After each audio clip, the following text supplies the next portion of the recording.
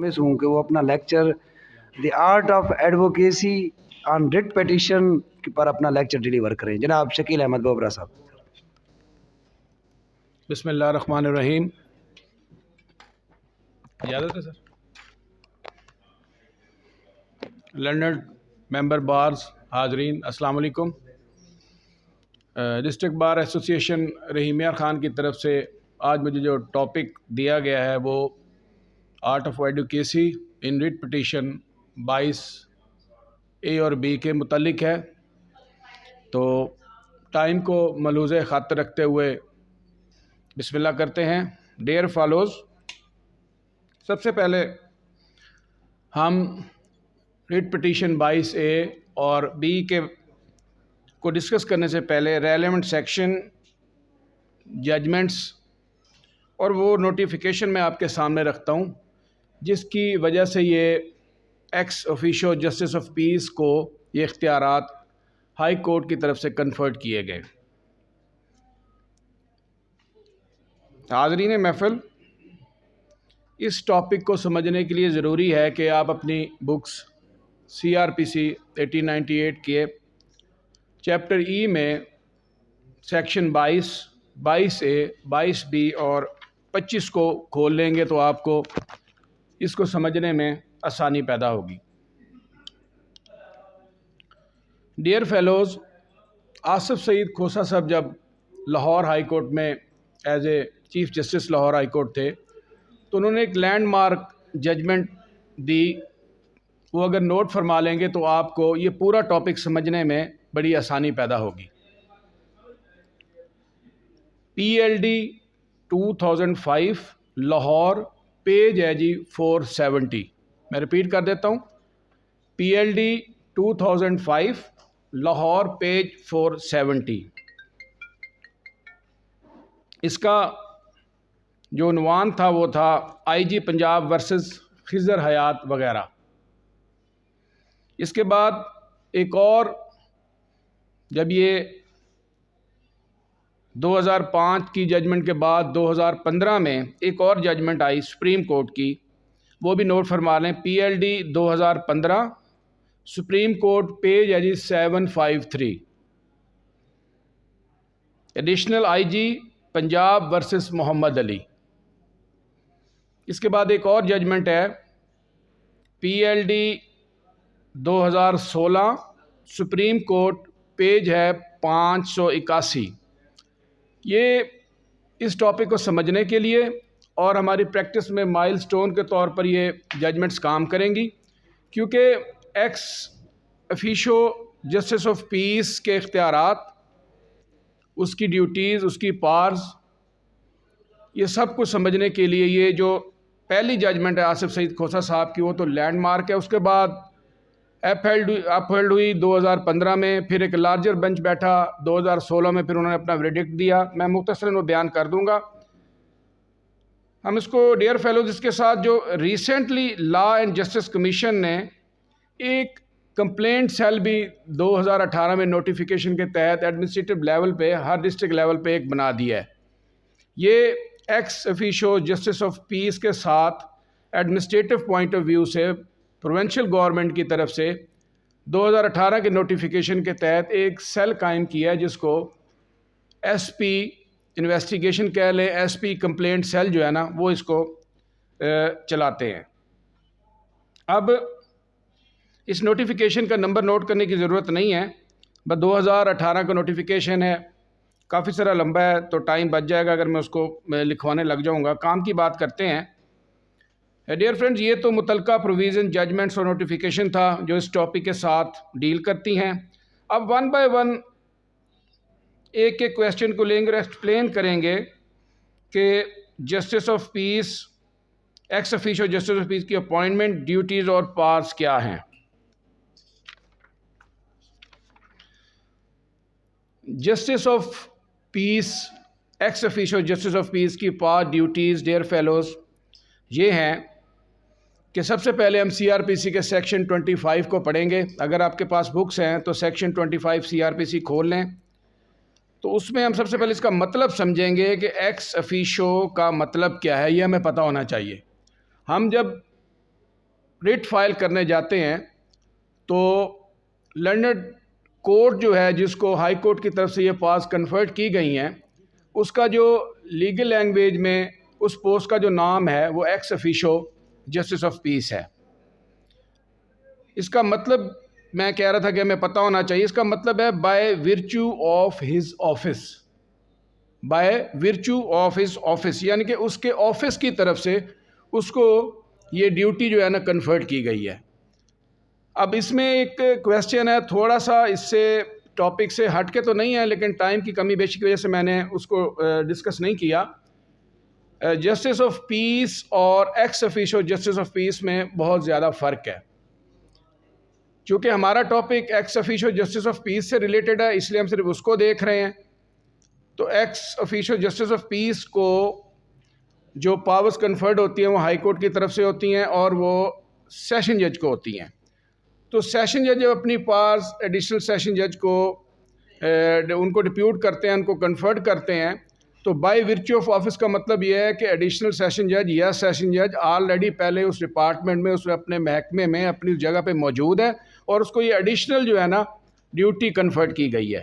اس لیے by virtue of office کا میں نے لفظ استعمال کیا ہے کہ ایکس افیشو کا مطلب ہے by virtue of his office, اور the post which is being given to the person by virtue of office, یعنی کہ وہ بندہ جس کو اپنے آفس ڈپارٹمنٹ کی طرف سے یہ پوسٹ دی گئی ہو۔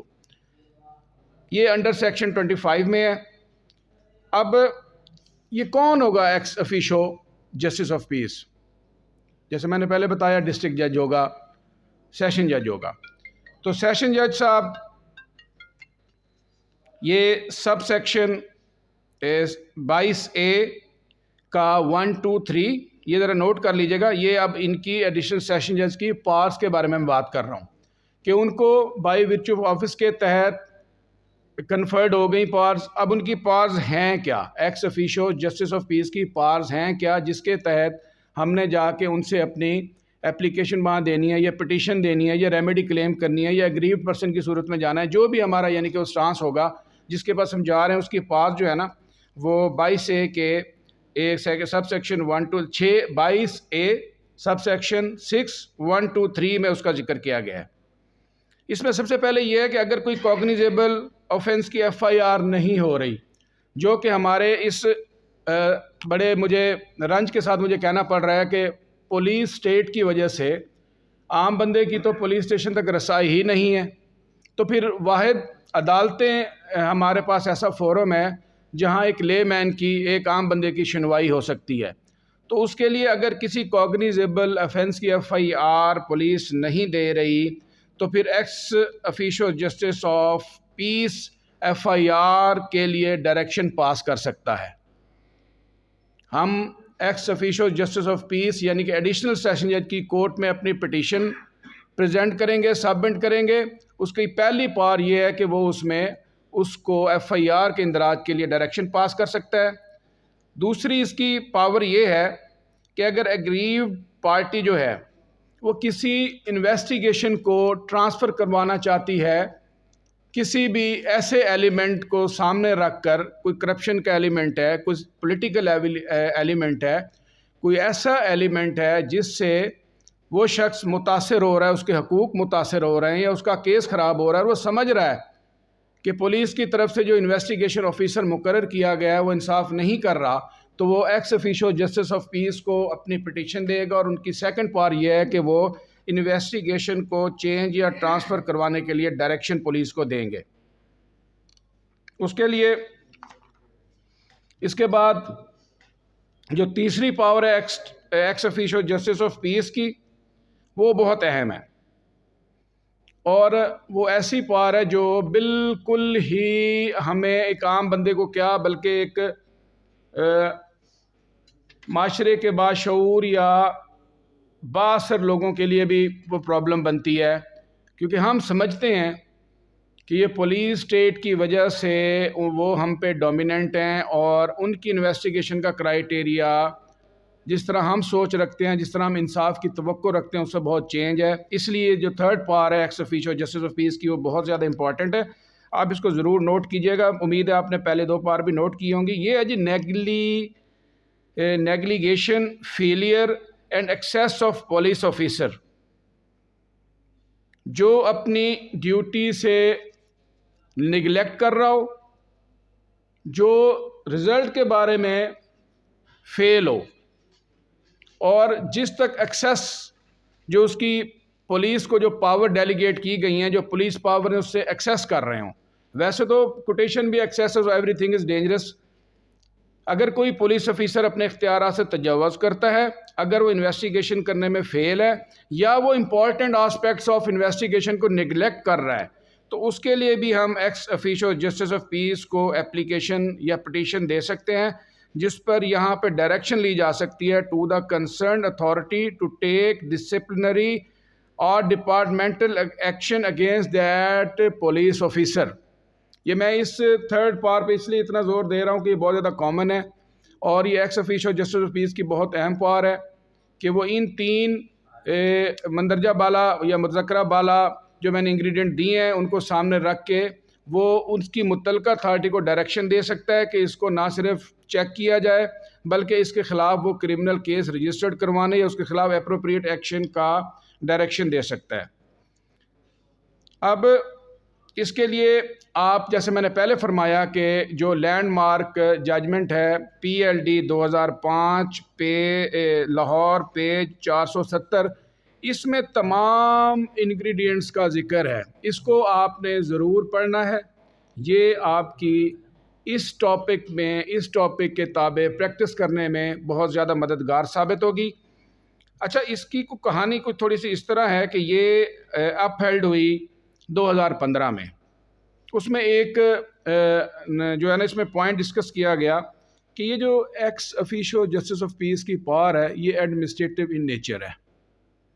ये इंतज़ामी अमूर के लिहाज से उन्होंने देखा कि खोसा साहब ने, आसिफ सईद खोसा साहब ने इसको जो उसमें डिस्कस किया एडमिनिस्ट्रेटिव पॉइंट ऑफ व्यू से किया। लेकिन ये PLD 2015 सुप्रीम कोर्ट पेज 753 मैं पहले आपको लिखवा चुका हूँ। इसके बाद एक और जजमेंट आई PLD 2016 सुप्रीम कोर्ट 581, ये भी मैं लिखवा चुका हूँ। ये लार्जर बेंच 5 जजेस पर मुश्तमिल ये बेंच था। उन्होंने कहा कि ये ऑर्डर एडमिनिस्ट्रेटिव नेचर का नहीं है। This is very important thing which I deliver you, कि ये एडमिनिस्ट्रेटिव नेचर का ऑर्डर नहीं है, ये कुज़ाई जुडिशल ऑर्डर है।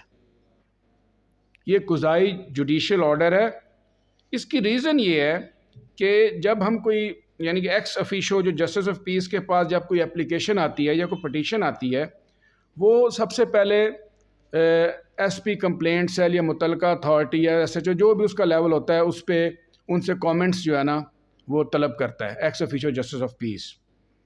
उसके बाद दूसरी पार्टी को सुनता है। जो सबसे इम्पॉर्टेंट इसमें हेडलाइन में जो सेंटेंस है कुज़ाई जुडिशल स्टांस इसलिए है इसका कि फिर उसके बाद ex officio justice of peace अपना जुडिशल माइंड अप्लाई करता है। एप्लीकेशन आने के बाद उसने कमेंट्स मांगे जो उन्होंने 7 दिन के अंदर देने हैं। उसके बाद जो अगर उसमें कोई कंटेस्टेड पार्टी है उसने अपना मौक़िफ़ देना है।